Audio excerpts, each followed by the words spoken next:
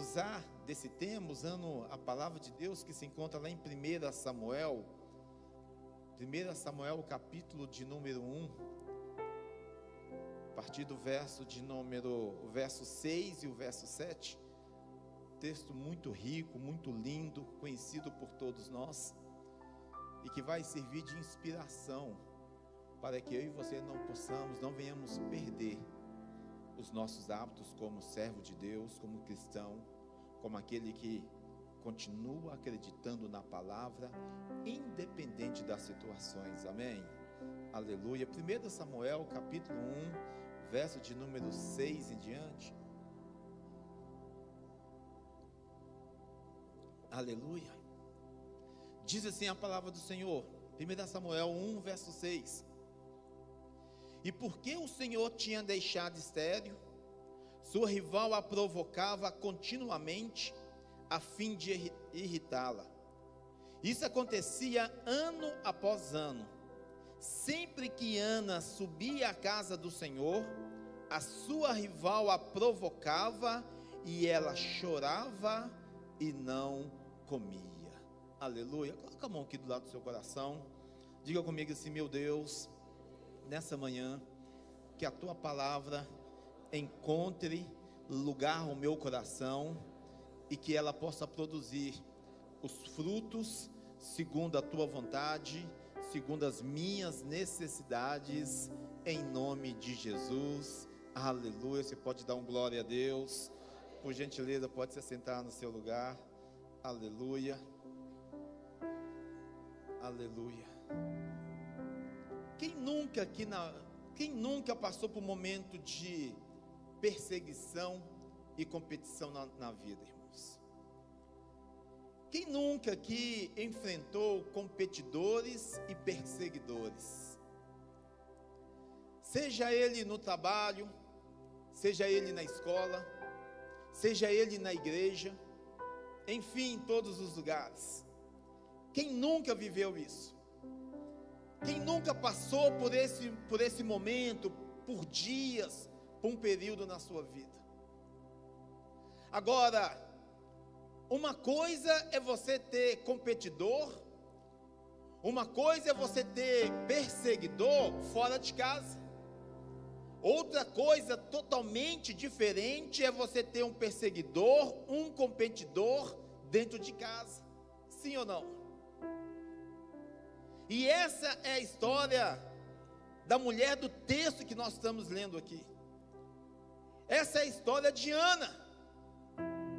Uma mulher que vivia continuamente, todos os dias, enfrentando uma competidora dentro da sua casa. O sonho de Ana era ser mãe, mas ela era atormentada porque a esterilidade era algo na sua vida. Ela tinha um sonho de ser mãe, porém, por ser estéril, a esterilidade a atormentava. O verso 5 e o verso 6 que eu e você acabamos de ler aqui agora, ele fala que a esterilidade de Ana, ela não veio de ordem natural, ela veio de ordem espiritual, ou seja, de ordem sobrenatural. Foi Deus que fechou a madre de Ana. O culpado de Ana não gerar filhos não era algo natural, era algo sobrenatural, era Deus. Deus, ele impediu o ventre de Ana gerar por um determinado tempo, por um determinado propósito. Por quê?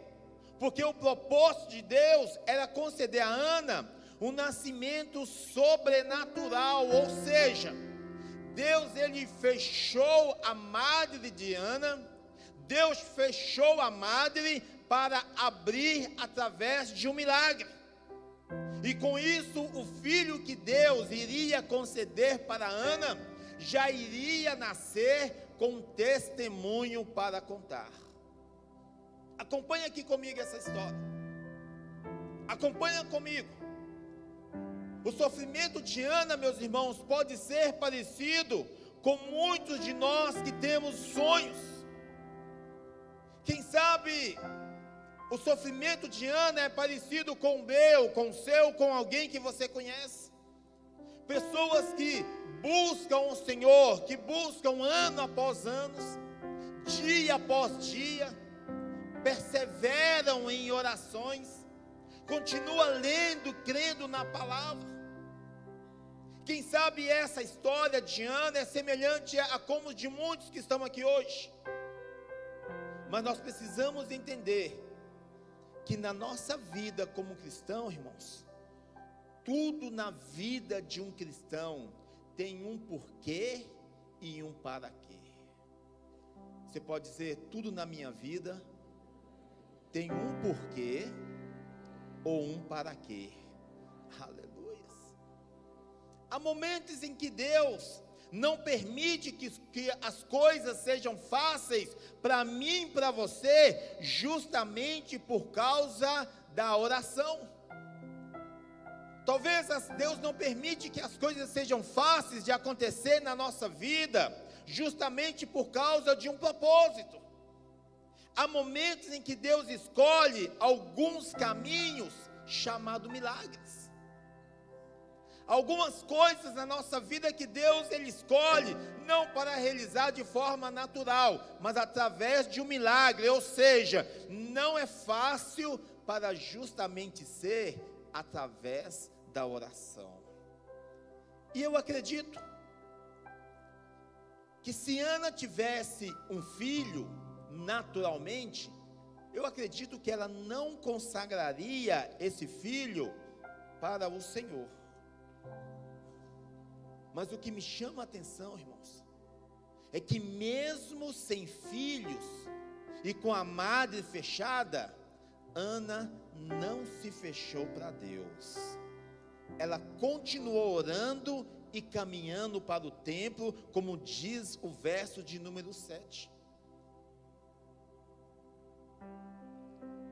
Quem sabe, para muitos de nós, irmãos, no lugar de Ana, o caminho natural seria fechar para o Senhor.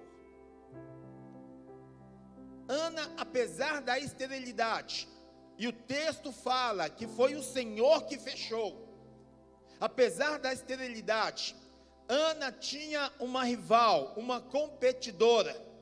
Mas o que me chama a atenção é que mesmo com esses fatos negativos na vida de Ana, Ana nunca se fechou para Deus. Ela tinha a sua madre fechada, ela tinha o seu útero fechado, ela tinha uma competidora, ela tinha tudo fechado na sua vida, mas ela não se fechou para o Deus da vida dela. Aleluia. E quem sabe para muitos de nós, que o caminho natural seria também se fechar para Deus. Por que Deus não realizou meu sonho até hoje? Por que Deus não me deu uma resposta até hoje?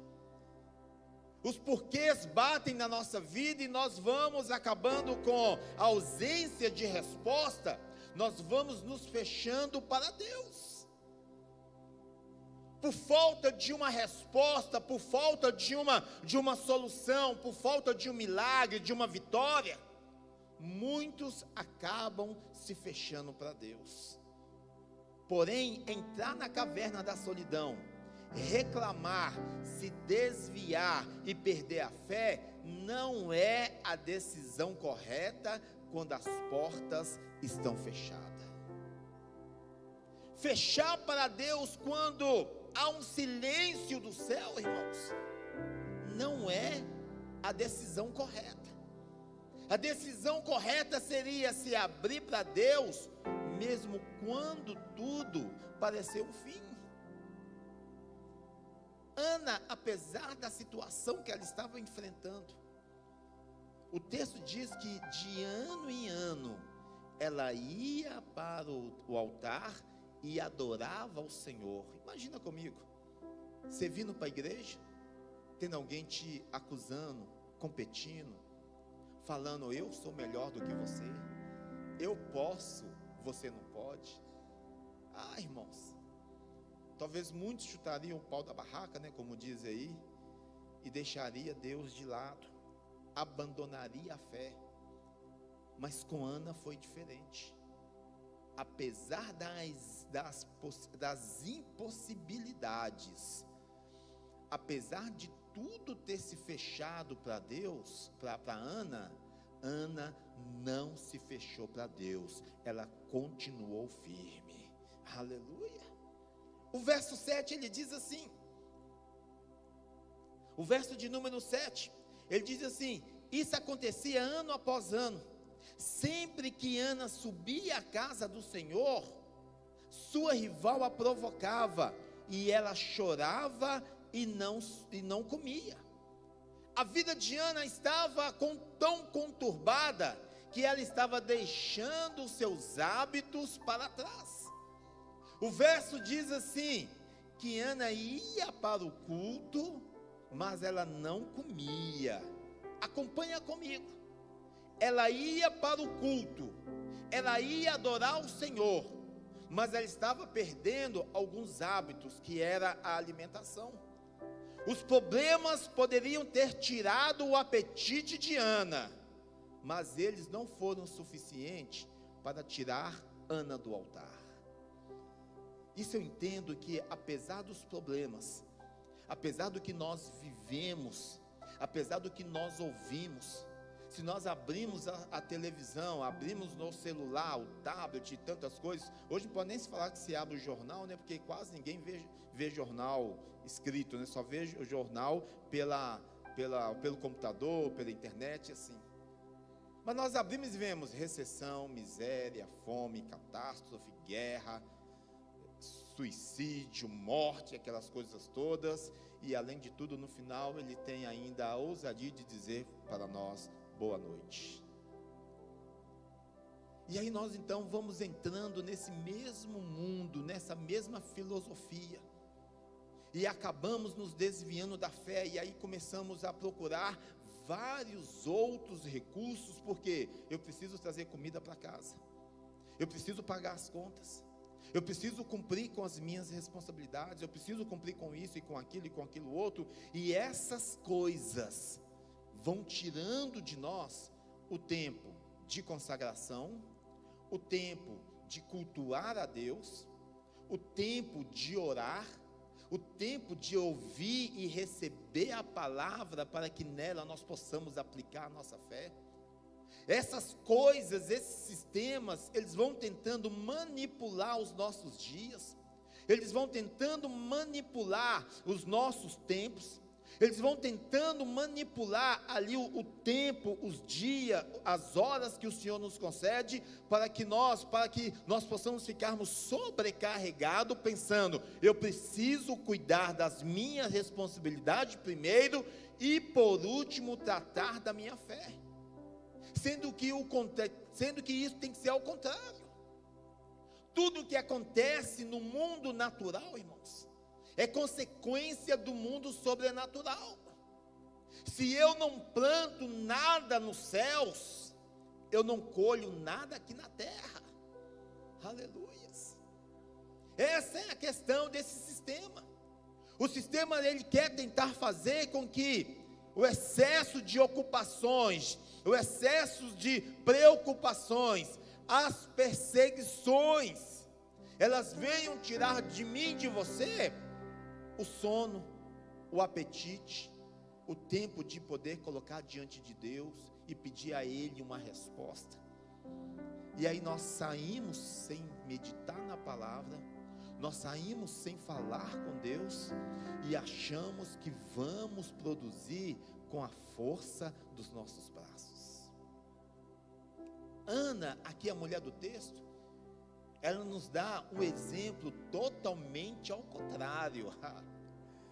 Caminhando na caminhada, enfrentando acusação, enfrentando uma competição, uma mulher que se poderia dizer, dizendo assim: eu sou melhor do que você porque eu tenho filho e você não tem. Eu sou melhor para o nosso marido do que você, porque eu concedi a ele filho e você não. E na caminhada ela indo, e ouvindo tudo isso, e passando por tudo isso. Chega um tempo que o texto diz que ela chegou até perder o apetite, mas o mais importante, os problemas não tiraram dela, que era a vida no altar. Aleluia. Então eu quero aplicar na sua vida nessa manhã. Por mais que as tempestades tentam te amedrontar, tentam te encovardar, irmãos, nós possamos perder tudo, mas nunca elas podem ser suficientes para nos tirar da presença de Deus. Aleluia. Você pode dizer isso para alguém que está do seu lado? Vira para ele e fala assim: por mais que você esteja enfrentando os desafios, entenda algo, eles não são maiores e nem mais fortes para te tirar da presença de Deus. Aleluia, aleluia. Mesmo enfrentando desafios, aleluia, mesmo enfrentando desafios difíceis, Ana não deixou de ir para o culto buscar a presença de Deus. A madre de Ana estava fechada, mas o coração dela continuava aberto para receber do Senhor. Aleluia. Talvez essa é a realidade de muitos hoje. A primeira coisa que fazem quando estão passando por tempestade é deixar de ir ao culto, é deixar de orar, é deixar de ler a palavra, ou quem sabe até vem para o culto, mas não sente nada, não sente a presença de Deus, e por causa disso, vão ficando fracos e acabam se desviando da presença do Senhor, quando na verdade, irmãos, deveriam intensificar mais em buscar a presença de Deus. Há momentos que Deus nos permite, pelo nosso conhecimento, mas existe alguns momentos que Deus quer realizar usando milagre, irmãos. Sabe para quê? Porque Deus vai usar a mim e a você como um testemunho na vida de alguém.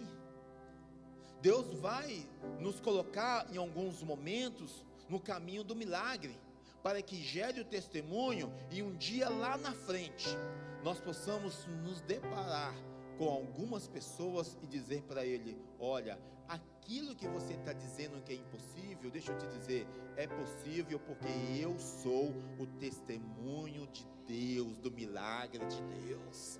Aleluia. Então não se amedronte quando os problemas vierem contra a nossa vida, irmãos. Presta bem atenção, usa eles como ferramenta para impulsionar um grande milagre de Deus, porque o que acontecer comigo e o que acontecer com você vai ser testemunho para alcançar vidas que estão se perdendo. Aleluia.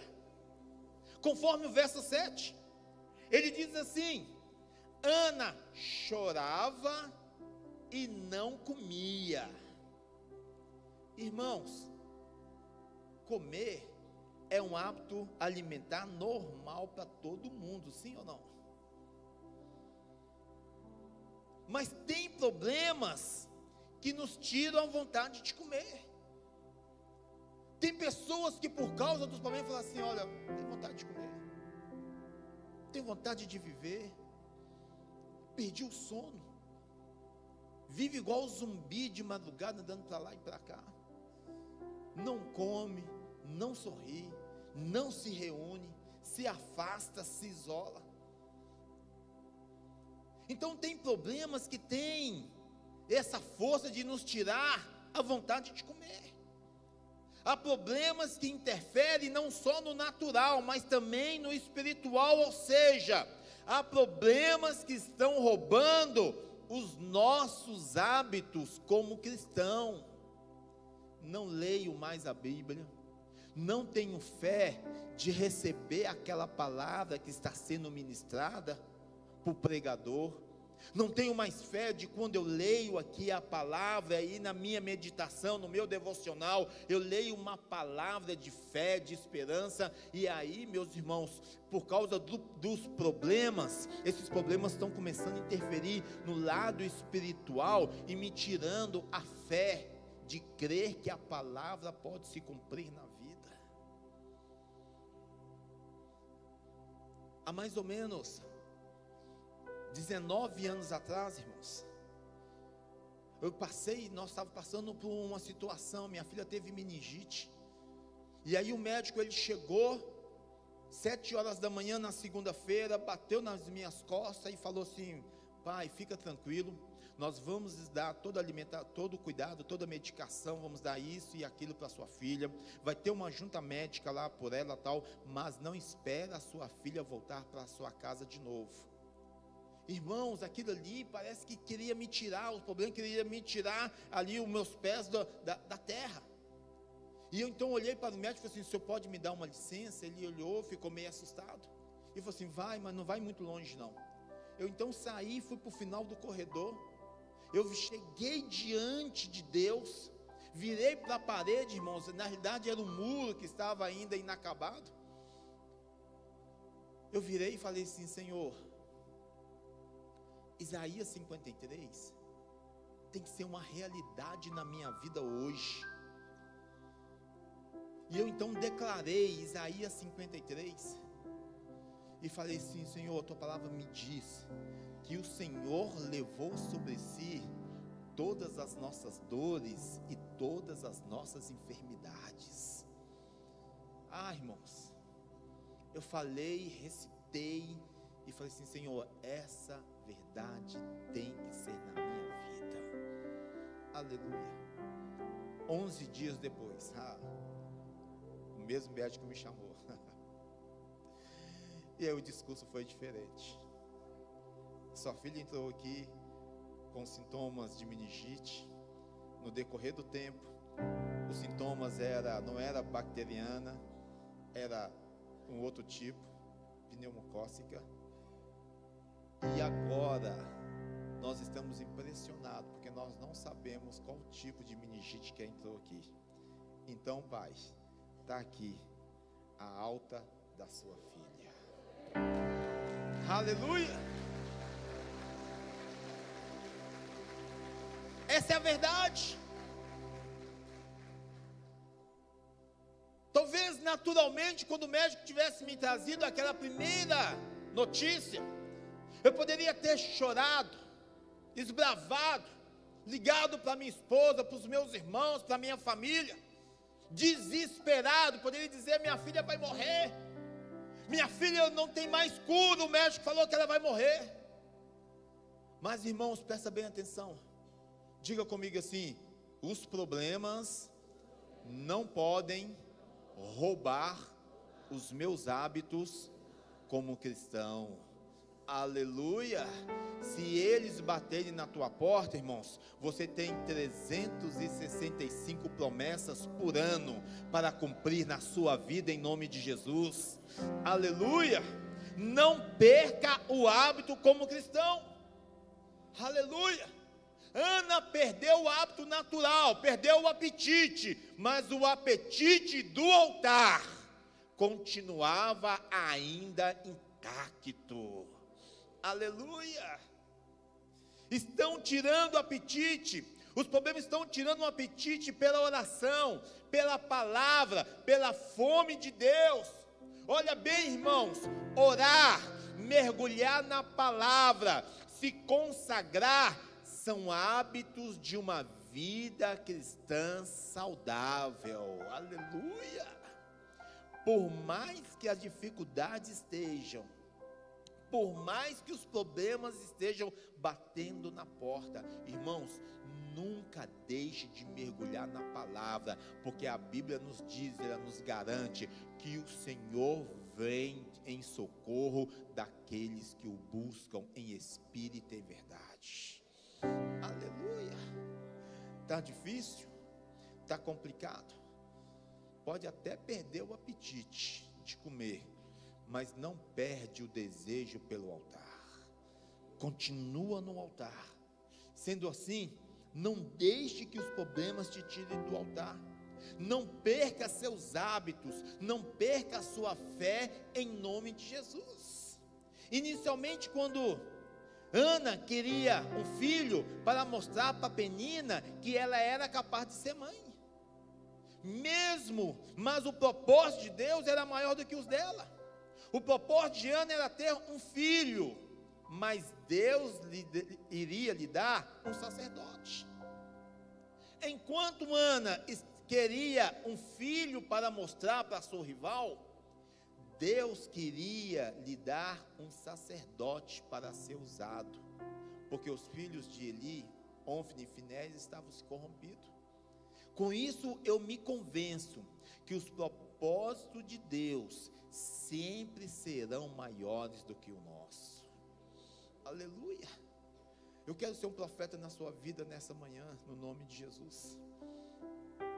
Se os problemas estão te atormentando, irmãos, se porventura as dificuldades estão tentando tampar o seu caminho, aleluia, eu quero ser um rema de Deus na sua vida. Deus tem um propósito através disso. Deus vai realizar um grande milagre na sua vida, na sua casa, no seu lar. Se você crê, diga um glória a Deus nessa hora, em nome de Jesus. Aleluia. O verso de número 12, no verso de número 12, ele diz assim, que enquanto ela continuava a orar diante do Senhor, Eli a observava. O verso está querendo dizer, ele diz que Ana, apesar da situação, ela perseverava em oração. Depois de perseverar em oração e receber a bênção de Deus, Ana não voltou para outra casa, irmãos. Mesmo depois disso aí, Ana, enquanto ela continuava, o texto diz que apesar da situação, ela continuava perseverando, orando, ela continuava no altar, e mesmo depois disso, quando ela recebe a bênção de Deus, quando ela recebe a bênção do Senhor, quando ela se engravida, irmãos, presta bem atenção, ela não vai para outra casa, ela vai para a mesma casa. Diga comigo, Ana não foi para outra casa, ela voltou para a mesma casa. Ou seja, ela tinha que conviver novamente com a mesma Penina e conviver com as mesmas provocações. Só que existe um detalhe, irmãos. No verso de número 8, quando o seu marido Eucana, ele vê Ana orando, ele pergunta para ela, Ana, por que você está assim? Por que você está com o semblante caído? Por que, Ana, você está com o rosto triste? No verso de número 8, nós nos deparamos com uma mulher com semblantes caído, triste. Ana recebe pela perseverança da oração, recebe aí no coração. Ana persevera na oração, Ana perde o apetite, não perde a fome pelo altar, continua perseverando na oração, e agora, quando ela recebe a bênção, o favor de Deus, ela retorna para a mesma casa, tinha que conviver com a mesma Penina, tinha que conviver com as mesmas provocações, porém, no verso de número 18, quando Eli a encontra, ela já recebendo essa bênção, Eli, o texto diz que o rosto dela já não estava mais abatido, irmãos. Presta bem atenção. No verso de número 8, encontramos uma pessoa com o rosto triste. Ela continua orando, continua perseverando, recebe a sua bênção, volta para o mesmo ambiente, porém o texto no verso 18 fala que agora o seu rosto não estava mais triste. O que eu quero dizer isso? O que eu quero aplicar isso na nossa vida? Quem ora recebe fortalecimento de Deus. Quem ora não perde o hábito de cristão. Quem persevera continua firme, independente das dificuldades. Aleluia. No verso de número 8, no verso de número 18, nós encontramos a mulher onde o texto diz: o seu rosto já não estava mais abatido, não só o semblante, mas a estrutura que a oração lhe deu era outra. Ela orava por um menino, mas Deus lhe deu mais que um filho. Depois do processo, Ana saiu mais forte que antes. Assim como na vida de Ana, irmãos, nós pode também entrar no nosso caminho algumas peninas. Podem encontrar no nosso caminho algumas peninas. E se isso acontecer, não devemos mudar os nossos hábitos como cristão nesses momentos. Sabe por quê? Porque os problemas, eles têm a missão de nos impulsionar para um propósito de Deus. Aleluia. Os problemas que surgem só aumentam o tamanho da nossa vitória, só endossam mais o nosso testemunho. Eles nos levam a buscar mais, a lutar mais e não desistir dos nossos sonhos. Foram 11 dias depois que eu recebi essa notícia do médico de oração. Eu não comia. Eu ficava o tempo todo em oração. Eu revezava com minha esposa, mas sempre em oração. Cada dia que se passava, irmãos, mais a minha fé no meu Deus se fortalecia. Aleluia.